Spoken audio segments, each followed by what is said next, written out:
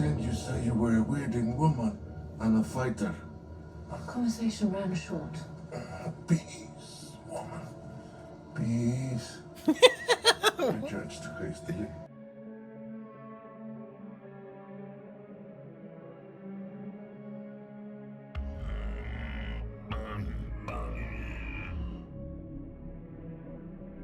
We just watched Dune. Yes, Dune. Look at my notes. Dune by George R.R. Martin. So this was a novel originally, right? It's adapted from a novel. I don't know the author or ever having read the books whatsoever. I have this problem that we had with Game of Thrones and A Song of Ice and Fire, where it's like, wow, I don't ever want to let that happen to me again, where I didn't dive into some solid source material when a good movie or show is coming out. And so I bought the audiobook for Dune last year, and I was like, because I knew it was coming up because it's been getting hyped to hell. Didn't even know. Yeah. And then it was like a month ago, and I had only listened to the first chapter. So I went and I physically read through some of the first chapter. I was like, this is really good, but also kind of taxing because I'm lazy. And I was like, how can I justify not listening or reading this book? Oh, the director of the movie, Denis Villeneuve, the guy who did Prisoners, Enemy, Sicario. Don't worry about it. He's done all these movies. So I was like, my escape is he's such a good director and film is so important to me. I'm just going to, I took the lazy way out, and I'm both satisfied and upset that I did that. I would not have let you hurt my friends. Oh. That's an introduction. I think I made the right choice. My only wrong choice was I didn't see it in a theater, because I think all of his movies are theater. I'm disappointed in that as well for myself. So should we just talk about our thoughts on the movie? Yeah. Do you want my overall right away? Sure. I enjoyed it a lot. Enjoyed it a lot? I liked it. I mean, Okay. There was parts that I was getting very iffy on. Okay.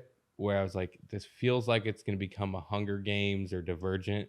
Yeah. I was getting those vibes. And something I'm noticing in this movie, I've been noticing a little more. Yeah. As I'm getting older, I don't identify with the main character. I'm with the parents. I'm looking Really? through their eyes, Cool. through like Oscar Isaac. I'm like, okay, I'm more this guy. I'm closer to his age now than I am the child, than Paul. Yeah.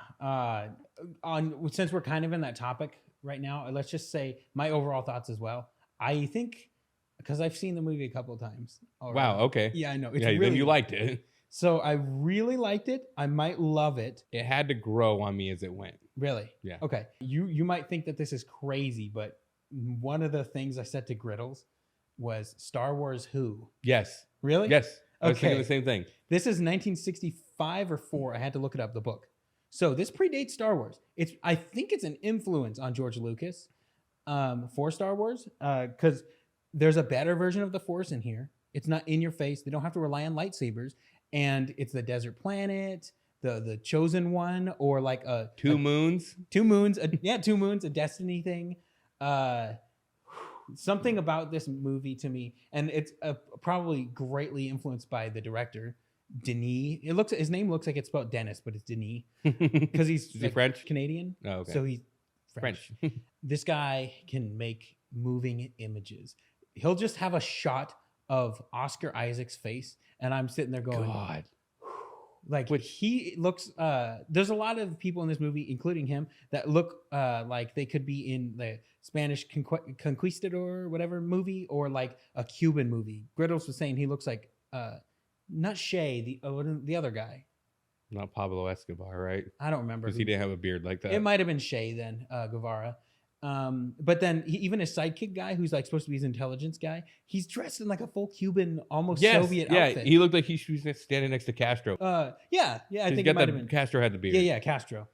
I know my history, I swear. The visual look of this movie, he's been working with Roger Deakins a lot, who did the DP for No Country, and he's famous. He's one of the best DPs out there. But this movie, he went back to another guy, and I could tell it was the guy on accident. In the hangar bay, when Aquaman is talking to young Jon Snow, who I think he would have been the good Jon Snow. You wrote that down, didn't you? Yeah, I've got some things on that. He's a more book accurate Jon Snow. Yeah.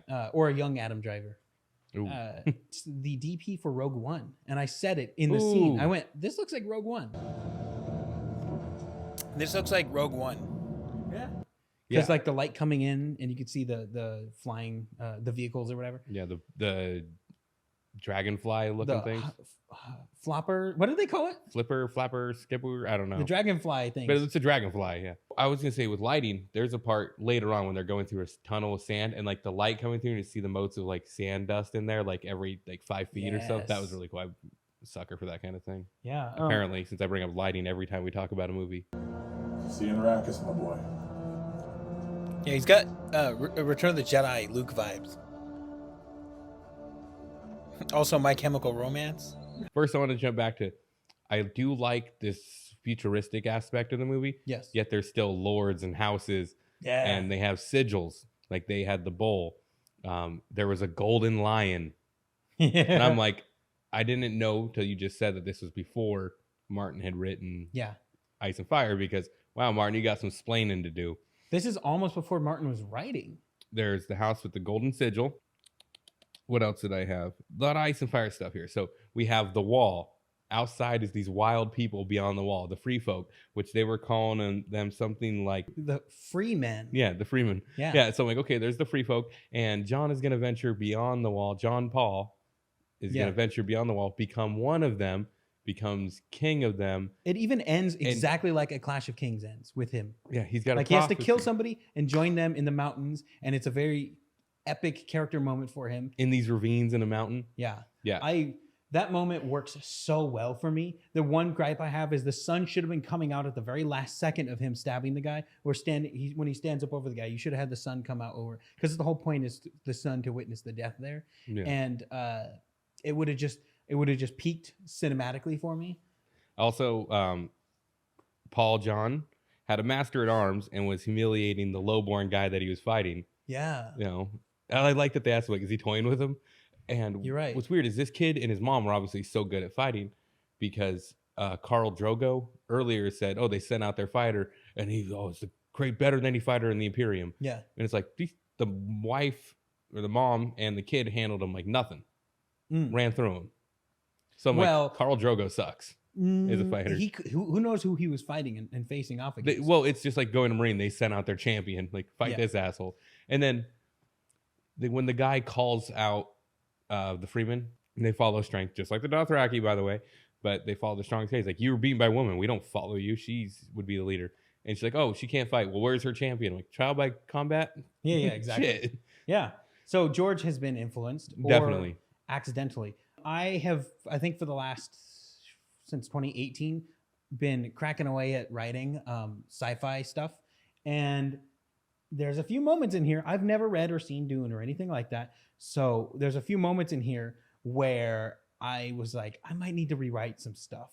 Like, I have a character in my second book called the Reverend Mother. She's very different from this character, but I'm thinking, is it too much now? But at the same time, I don't really want to alter what I've already written. Yeah. And this is so cool and different from what I'm doing. And I was just so pulled into this idea of the Bene Gesserit, like this group of, it's all female, like mysterious Jedi who've been running the show, who seem like they want you to think they might be kind of evil, but maybe they're not, but they're doing Destiny stuff, and they're maybe doing some evil stuff to do Destiny stuff. Is that even real? Yeah, like they're trying to bring about their Azor Ahai, their savior. Yeah, their Messiah. And they might have to do some evil shit to do it. So this movie has been doing a thing throughout it that I really was a fan of, and I was worried about it at first, of in his dreams, we're getting scenes that could be happening at the beginning of the second movie, like him kind of integrating into these group of people. Like, one of the characters is describing stuff to him about the way that the Dune or the planet works. And I was concerned that if we're seeing this now, are we gonna have to see it again later? But I think he's been giving all this information about the future and almost like cool set piece character moments in the flash forward that we're not going to see, because when the next one starts, we're with them. We've already been with them for a while. Yeah, he's like already their leader. Not that far, but he's well integrated by then. Because we have no idea what's coming up. We haven't looked or read. No. And I almost am concerned if I should, because then I won't experience the next movie as a cinema piece. Yeah. If the same people are handling it, I don't want to read it. Then I'm going to read it all. So I looked into what's happening with the series, and it looks like they're changing directors next movie. It's Rian Johnson. You're fucking around now. You think you're Mickey Spillane? You think you're some kind of fucking writer? That would be so. No offense, that would be so bad. My lord, you gave your word to the witch. Here's what works about this: they're giving it to a guy who did the new Blade Runner. He did Arrival. He knows sci-fi. So they're passing on to a new director. Still, I don't know. Oh. I was kidding about that. They might not. I really hope they don't. They need to make a sequel. I hope this gets enough. They are making a sequel. They are. Okay, good. Well, I don't know that, but when it starts and it says Dune Part 1, I'm like, thank God they're not going to rush through a fucking story. I have slight canon lore spoilers by accident, and that's Me thanks too. to Quinn's ideas on YouTube, because he does a lot of Ice and Fire stuff. So I would always watch his Ice and Fire. And then he started doing Dune stuff, which I could tell was a really good, awesome story. But at the same time, I didn't want to get spoiled. But I had seen titles and names and thumbnails, so I know of a creature / character who shows up at some point. And I've been influenced in some of the things that are going to happen. So I'll try not to spoil that for you as we talk about this. Okay. But at the same time, like, I don't know, stuff might come up. And it's going to influence the way that I see it or read it from now on. Still don't know if I'm going to read or what I'm going to do. I'm going to eventually read. I'm sure you will too. Once it's done, maybe. Or if we see it go off the rails, and then we'll be like, oh, let's just get to the source material and enjoy it. Yeah. What I mean is in the wait. We're going to have a 2-year wait. I'm just going to wait. Okay, you are. Yeah. You're not going to dive in. No. Okay. Well, that's good, though. I do have spoilers too, though, because John got into the books for a little bit, or at least videos about the books, and was just going and going and going, talking about it. Luckily, I was working and I kind of drowned it out. Yeah. I just remember something about, oh, these people working on stuff over thousands of years. Oh, it's all this crazy timeline. And I'm like, that's about all I remember he said. He might have been talking about the Bene Gesserit. Probably. That's what I'm thinking once I was watching it. Because like, oh, what did John ruin with this for me? And I don't remember much. Is he projecting his visions? That's what she's really after. So the first thing that happens, you hear that like a deep, dark voice that says something like time is. I should probably have looked it up.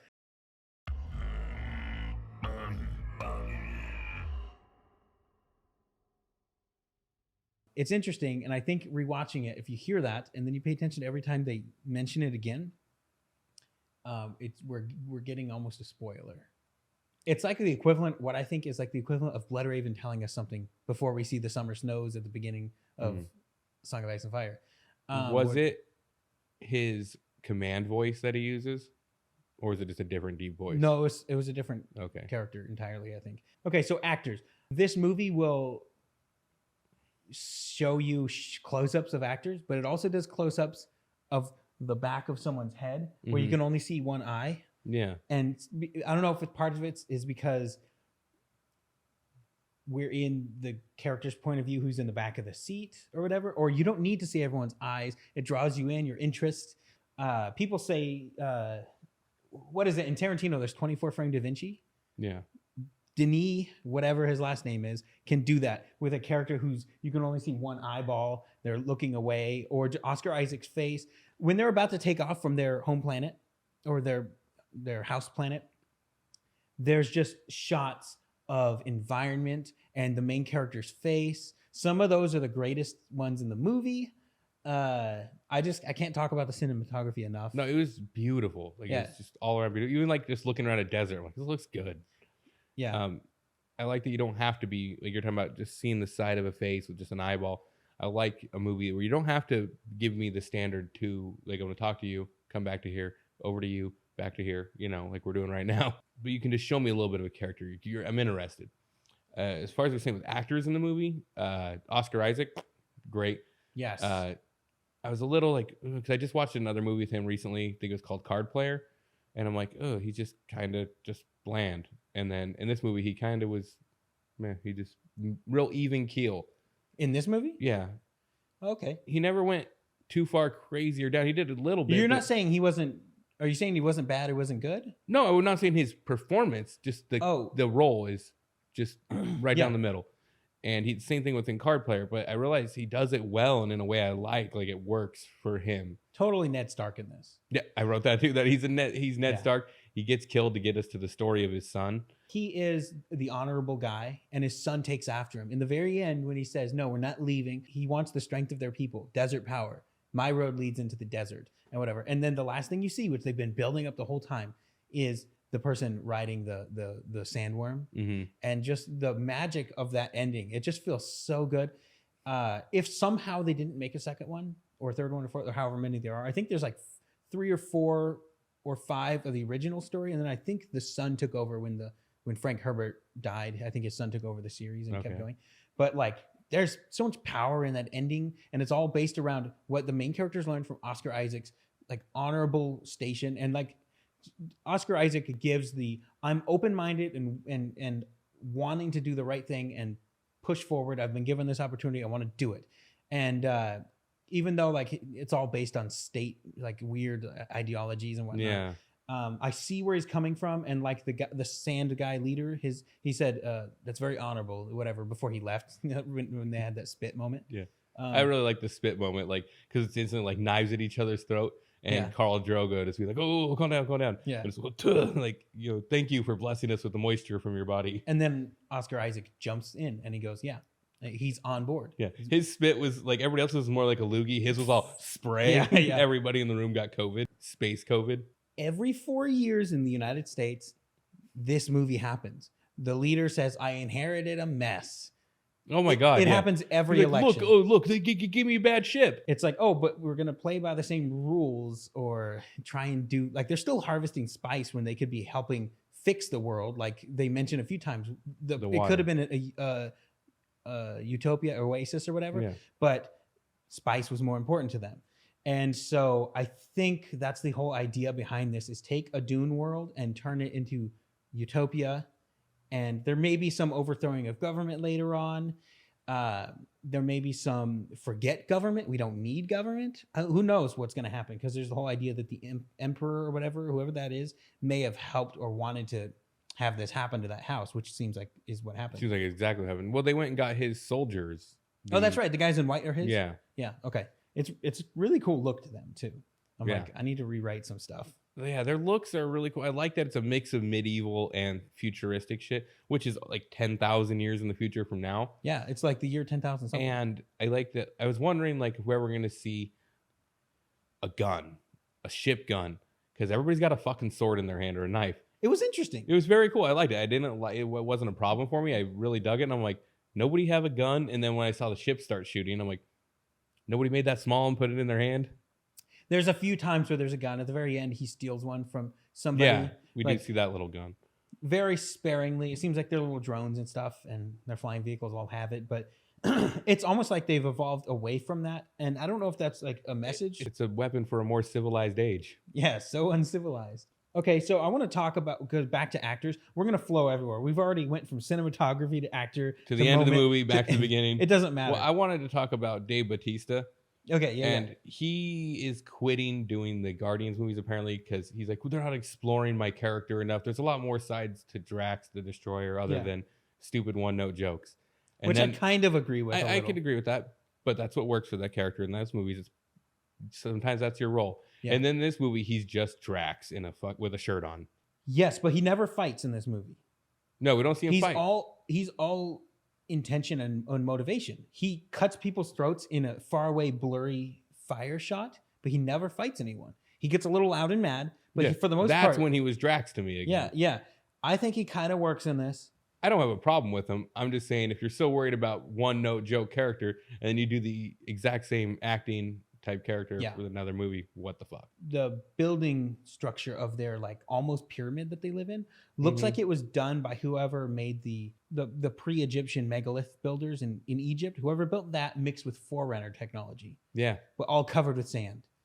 And like it hasn't been getting used well or something. I did like in that little sand city with the wall around it. Yeah. That there was like sand buildup. It's in the corner of the buildings. Like how long since they cleaned it? Has it been a day? Has it been 10 years? And it just slowly that little bit of sand built up. It just nice little detail. Let's talk about the villain, Stellan Skarsgård, the actor. He's been in a lot of stuff as good guy, bad guy. He was in Thor.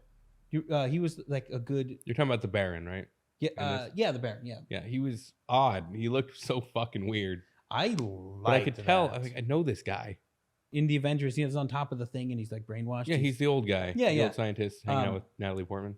He's in Dragon Tattoo. He's really good in that. And I have a feeling and a fear that whenever there's a really good director attached to a really good series of novels that is movies on high budgets. So the girl with the dragon tattoo had David Fincher, high budget, good actors, and it was a really solid thing. It's rated R, so less people coming to see it. And it didn't get enough audience for it to continue. And I think David Fincher was on board to do more. He would have done all 3 of them.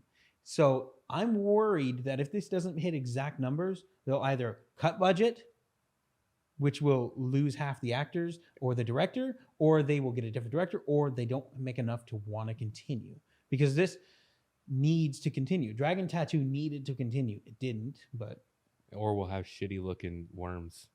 Yeah, and like that's just going to have to keep getting better. Think about Starship Troopers to Starship Troopers 2. Yeah, but can that happen nowadays? I don't know if that can happen. Even the change from when Dragon Tattoo came out in 2011, there was not streaming. That would have been done well streaming. Yeah. It's one of the for a while on Netflix, it was like popping up all the time. It was on Amazon popping like up. the top trending type thing. It's the kind of movie that, you know, like I would buy a copy for like all my brothers and tell them to watch it and they wouldn't.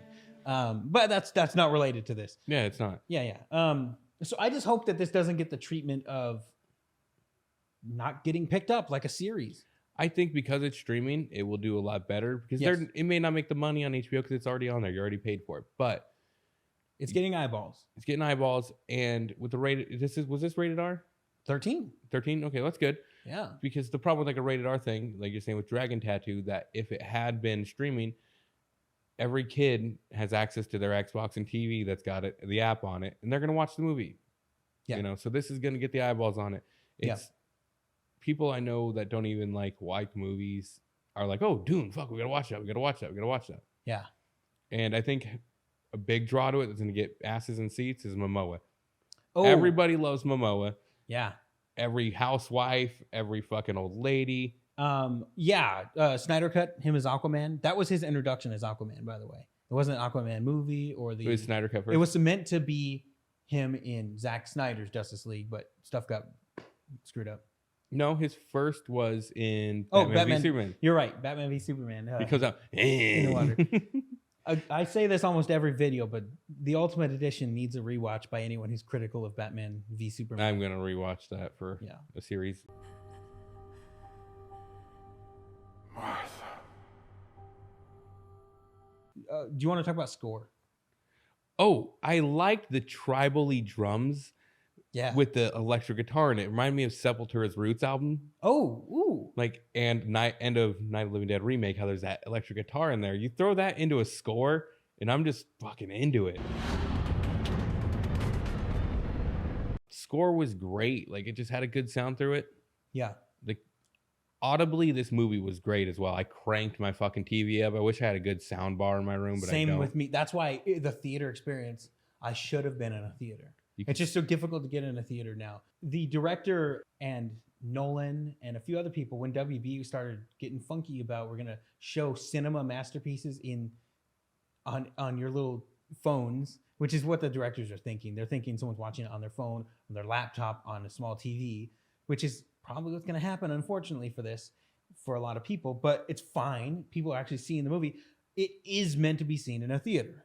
So we had our screen as close as we can, as always, as loud as we can. It was at 99. I'm not kidding. And we live like really close to old people, but Yeah. oh well. So the score is really interesting. Sicario was the first time with the director that I really went, oh, you haven't seen Sicario? I saw like part of it. Okay, well, the camera's approaching Juarez, and you're getting this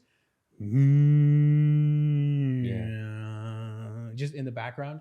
And he just pulling you into the dread of that scene. And he's doing it again here, but for different feels. He really gets the scope of this is magic and sci-fi together of, woo, this feels mystical in some weird way I can't describe, and dangerous. There's a point Griddles brought up where it sounds like whoever's doing the score, which I figured out who did the score, just dropping drumsticks on the drums, and it almost sounds like the drums are on a staircase, and he just threw the drumsticks and the down the stairs, just like this weird effect to it. The score's done by Hans Zimmer. Oh shit. Yeah. He did Interstellar, correct? He did Interstellar, the Batman. That's why I had that feeling of Interstellar with that score while I was watching it. Yeah. He did the bad Batman movies with Christian Bale, not Ben Affleck. There's the hate in the comments right there from you. I've been so horribly transformed. It sucks.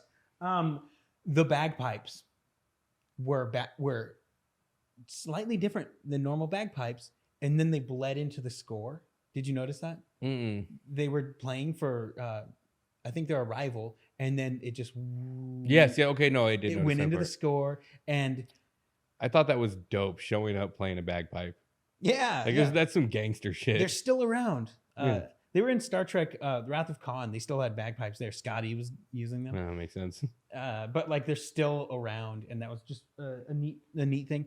Do you mind if we move into Destiny talk? I wanted to say audibly still. So, the languages that they spoke and the smoothness transition of putting in subtitles that I didn't even realize they were speaking English. I thought I'd turned on subtitles. Oh. There was times where like they were speaking other languages, and it was more towards the end with the free folk that they were speaking another language and subtitles came up and I just fucking went with it. Yeah. Like I didn't even realize. I literally stopped and went to turn off my subtitles. I was like, oh shit. That brings me into what I was just gonna mention is the movie is, or sorry, the mythology has this. Destiny is there and the characters are aware of it. Even the ones who aren't directly like the Bene Gesserit. Yeah, because they've affected, the mother says something like they've been here planting seeds or something like that. Where a character, like when he gets introduced his father gets introduced to the leader of the free men, he's leaving.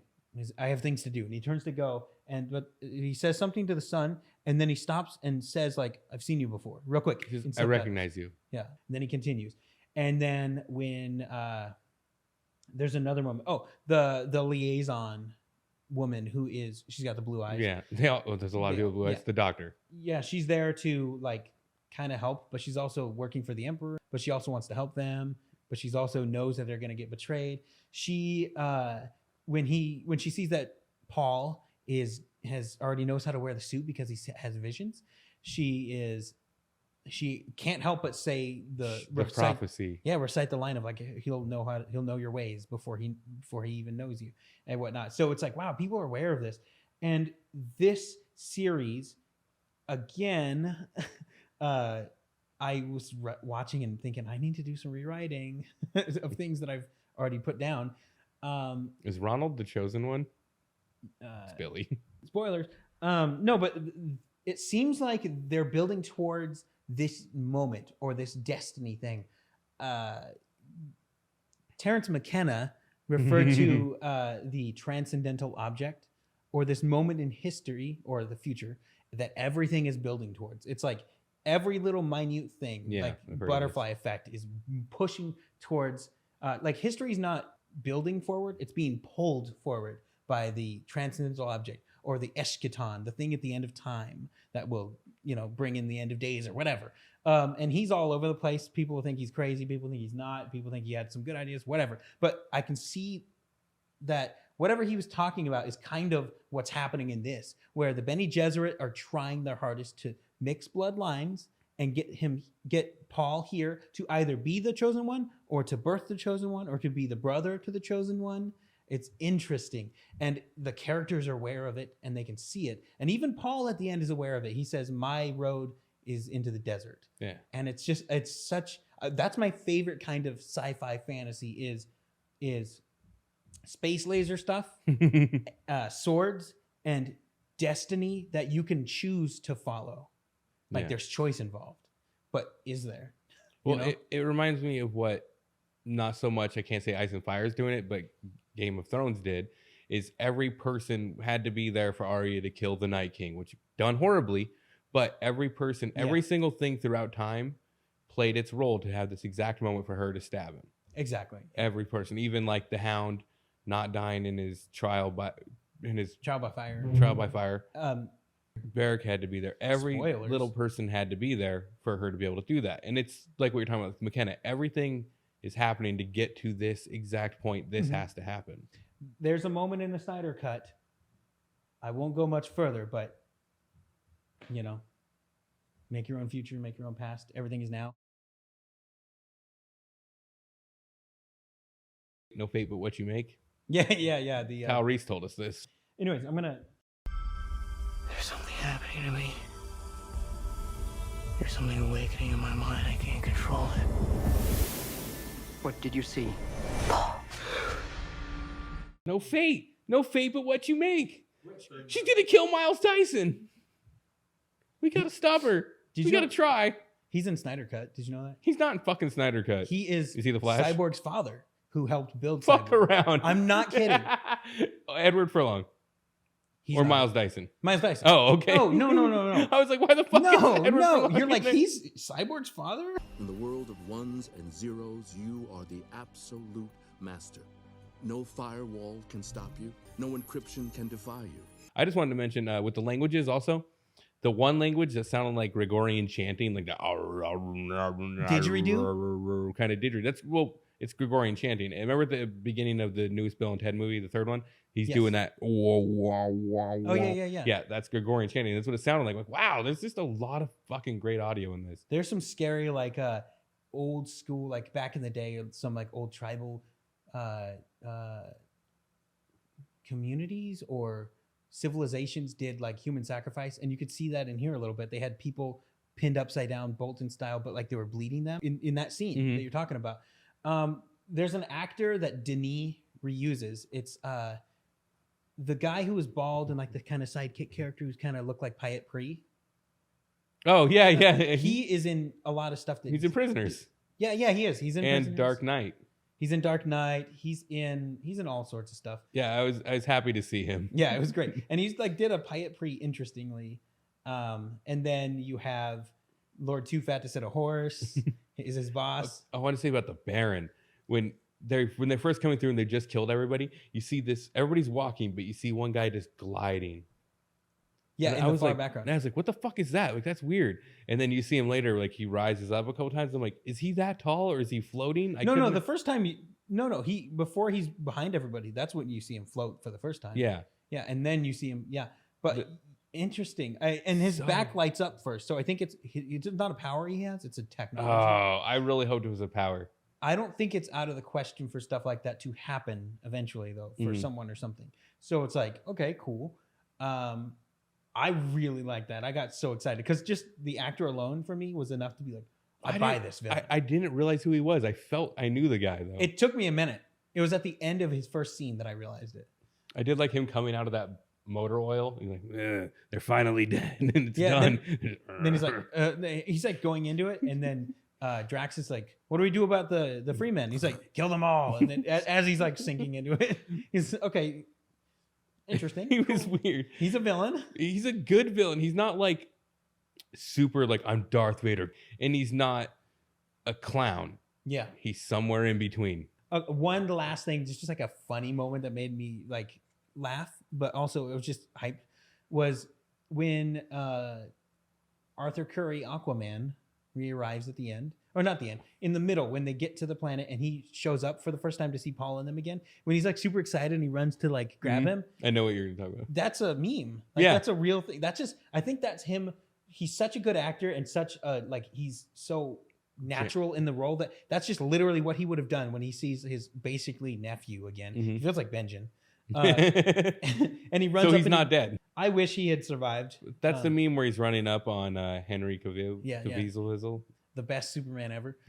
My mother needs me. Wait. What I want to say about him too, there's a part he gets to be Khal Drogo again. He pulls out his blade, starts screaming like he did in Game of Thrones when he's like, "I'll tear down their stone houses." Yeah. He had that voice for just a second, and then watching him fight, like he's moving like Khal Drogo again. Cool. And I like that he wasn't too fucking serious, like having to be the hard ass like character, but he's just badass and a cool guy. Yeah. Like a cool uncle.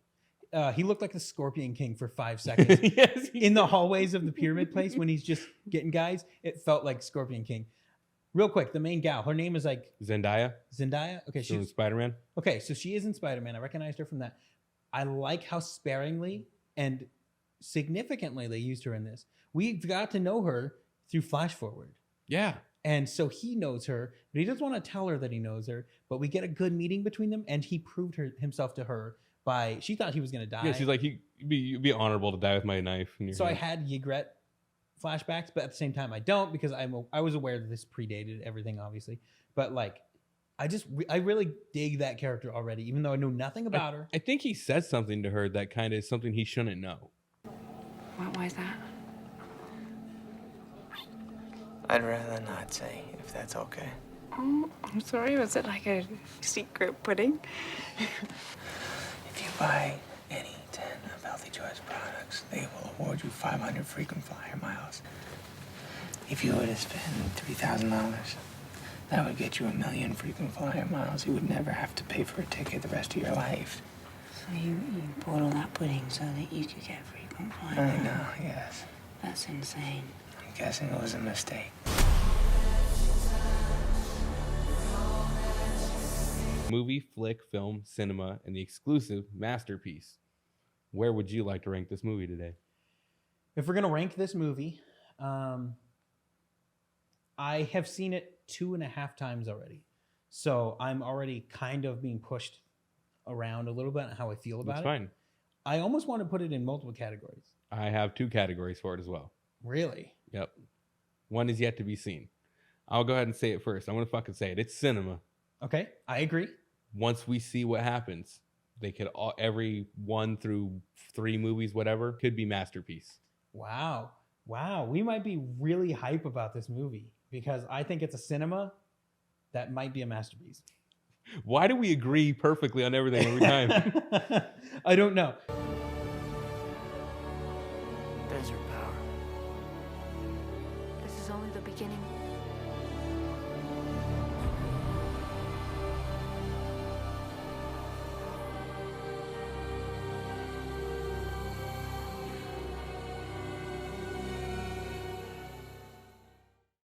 I had so many notes that Mental notes? mental notes watching it that they've just fled from my mind.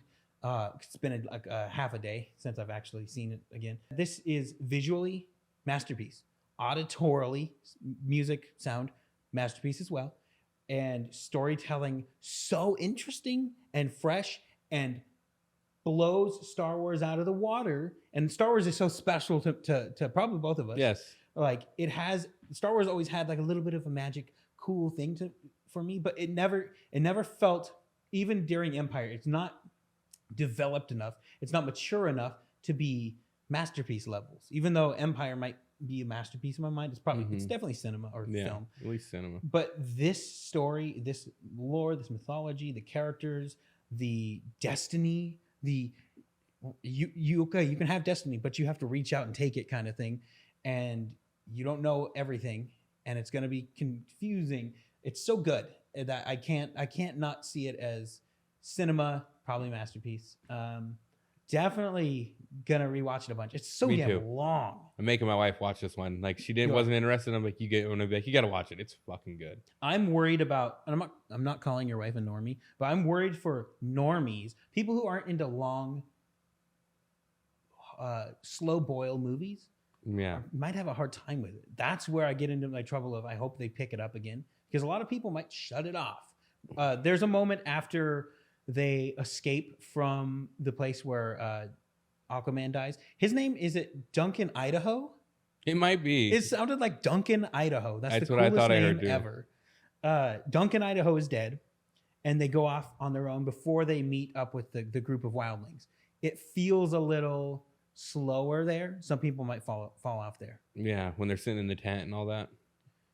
No. It's after that. It's when him and his mom, who's a really good character. Yeah. Um, very great character. The Bene Gesserit woman is like talking about him and how important he is, and she's like, "I know he's the heir to this place." She's like, "No," or no, she says it to him or something. Like, "No, your mother. Your mother is the important bloodline, not your father, who's the king or whatever." No. Well, it's the Bene Gesserit line. But Bene Gesserit, it's like Jewish kind of how they pass down through the mothers. yeah, bloodline. or there has to be a chosen one, this descendant of David, or Mhm. yeah. So it's like the Messiah has to come through this bloodline, which can be cool in stories, but can also be overdone. Like, spoilers for A Song of Ice and Fire. Does Jon Snow have to be Targaryen and Stark? Can nobody be the chosen one, but it has to be this perfect thing? That's what Rhaegar was after. Who knows?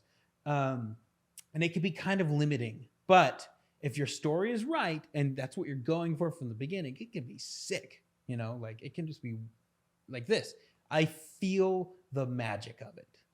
It's a magical. It's fucking magical. That's the best way to put it. I don't know how to describe like it. A lot of these storylines and ideas are already been done 1,000 times, but they Recycled. put them together right. Yeah, we have to work for it a little bit, and I like that in a movie. You have to earn it watching this movie. It's so long. Like where we said Malignant, which we haven't released that video yet. I felt like I had to suffer through this to get to a good point. I enjoyed sitting through this to get to the end. This man can put images on screens. By the way, Oscar Isaac, it's in the name. Like, he needs it. He needs an award. I don't know. I think they all do. Oscar. Oh. Yeah. I was not digging the kid until like he started he was Robert Aaron, and then he manned the fuck up partway through this movie.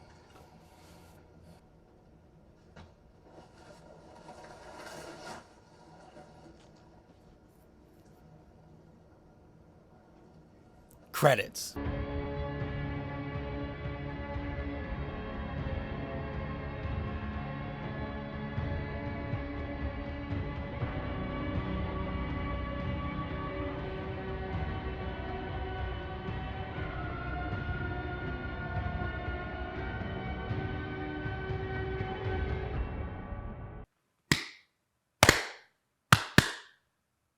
Okay. This asshole doesn't know what it's like to Do-ba, do-ba, finish do-ba, editing a do-ba, video. do-ba, do-ba.